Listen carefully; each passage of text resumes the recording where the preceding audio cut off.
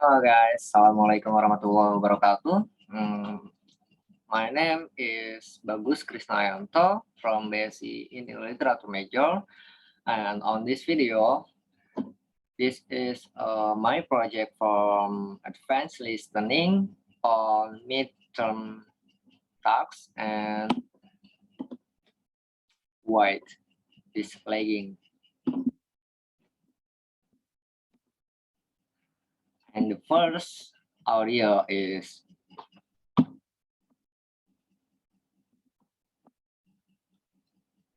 one of the things that differentiates public art from art in the museum and gallery spaces in that it's in the city and it's everywhere. You can stumble into it as you're walking around. One of my favorite places to discover public art is actually on MRT station. Hidden pocket of it. Sorry. You can see a new piece every time you get off at a new station. And one of the other things you might notice about it is that in terms of material, they're extremely different. They literally have to exist outside, be able to withstand the weather, the rain, and so they might be made of something a bit more solid, permanent. And one of the things I love about public art is also that it has the ability to be site specific, which is either relevant to the spaces is in or can tell you something new about it. And this means that every time you look at the space in the artwork, that you might notice something new, different, and have fun about it that you have not seen before on this. Honestly, as long as you're walking in the city center or in heritage sites like Kampung Glam, Little India, or Chinatown, and look around you, you will find a sculpture or a mural or a painting, just something that's a public and artwork. And this is Fernando Petrus Bud, and he literally a giant bun, and it's such right here on the edge of Singapore River. It's a very interesting creek because people relate to it in quite different ways. And some people just go up to it and comment on its sake, its volume, its weight, so it's incredibly heavy looking, quiet, majestic. And because it is a bigger than all of us, but it also kind of makes you wonder why is that. But the edge of the river apart from, of course, being a natural sight we see every day. One of the things about the bird is that it meant to represent pieces on property. This is a sculpture by the artist Chang, who has one of Singapore pioneering sculpture. It was made in the years 20,000 and it features five boys, and one of whom is all the way at the bottom jumping into the river. It captures a memory that Chang used to see along Singapore River of kind jumping and applying and swimming in the water, and it's something that we don't really see much of anymore today. So it kind of takes us back to different time in Singapore when the river was bustling short of life, but in a very different way from what it is like today. And the last one of the things I really love about these pieces is that you can kind of see every detail on children's face. The closer you get, you can kind of see how happy and joyful they are jumping into the river, and it's a very dynamic piece of work, which is quite different from some of the most solid kinds of structures that you see as you walk along the road and try and look out for public art. So there is a lot of relationship between all of the kids, and that kind of makes you sensitive of the spaces and the way they make have journeyed and jump into the river. So it is a really wonderful piece of work to spend time with. And the next audio it is the two speaker. And the speaker one is there will be times where every opportunity is a door waiting to be opened, right? So you have to recognize opportunities first of all. Everything is not the right opportunity. You have to recognize the potential of an opportunity. So if something like, for example, and I went to America and start my career, there are 32. It was time when I was told that, girls got, I mean, yourself like should be overpaid and forget starting a career from the complete beginning. And when I joined film at 19, I was told that, just do everything quickly because she has life on Cuba. Mata usually is just about, 10 and 12 years if you are lucky. And so I did like 5 film a year. And I was like doing everything that I could, slowly realizing that, I define my time and I choose who I want to be. So recognize that was very important that I don't want to do 5 film a year. I want to do quicker films. I recognize that and I start doing when we did fashion, when we did actors, when I did Buffy, I choose films to me that push my envelope as actor.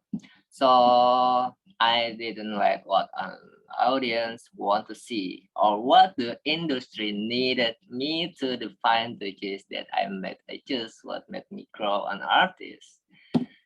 And the speaker too is and do you think if you to ever change those choices? Do you think and do you think you can refine yourself? Is that something all the time? The time? Yeah. The speaker one is reinvention is longevity. Yeah, if you can unfold, then you are going to be stuck.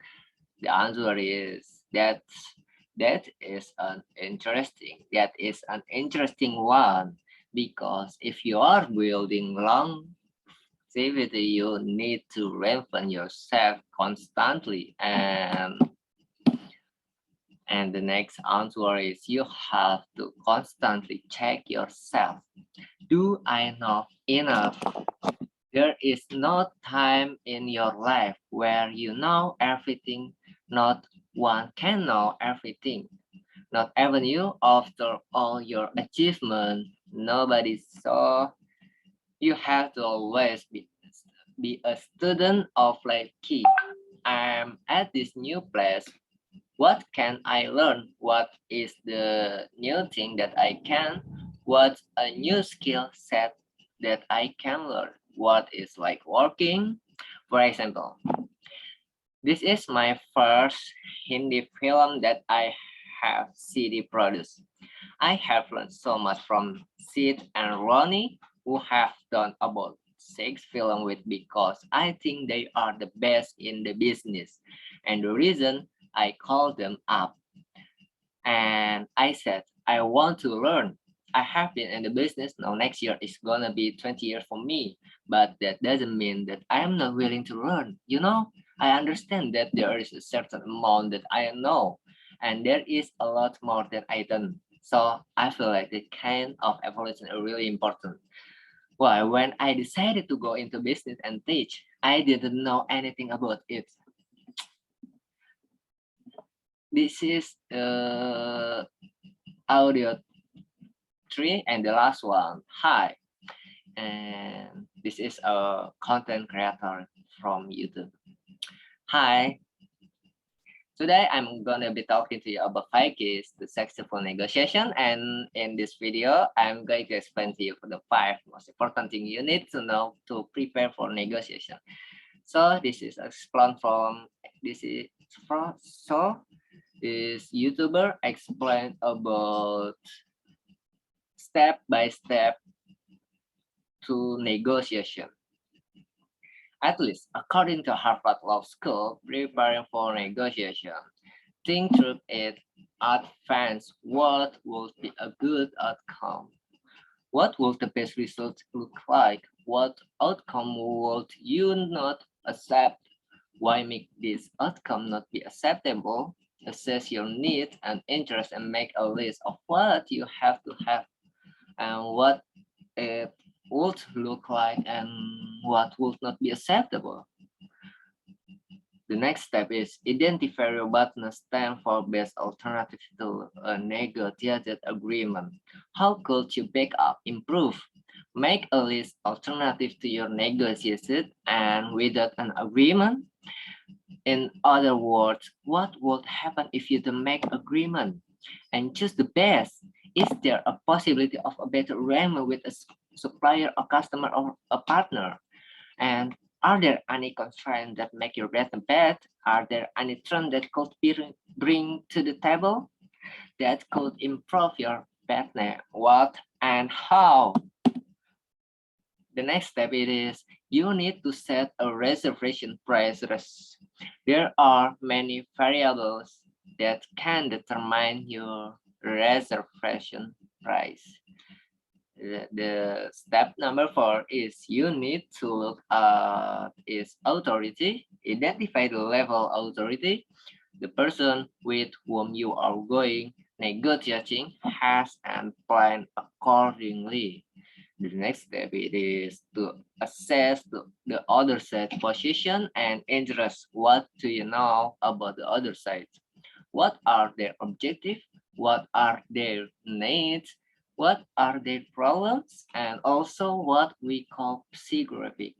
And what they reservation or they walk away praise. What's their underlying interest? Investigate and examine these points carefully because they are crucial and critical for achieving a positive outcome. If you send us an email, we will gladly send your negotiation worksheet, which will help you track the outcome of each step of preparing your negotiation.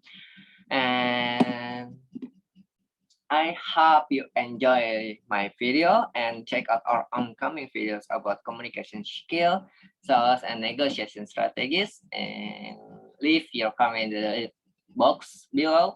We do love to hear from you. Don't forget to subscribe. And again, thanks for watching and have a fantastic day. And sorry, I have a mistake from my video. Assalamualaikum warahmatullahi wabarakatuh. Thank you, guys.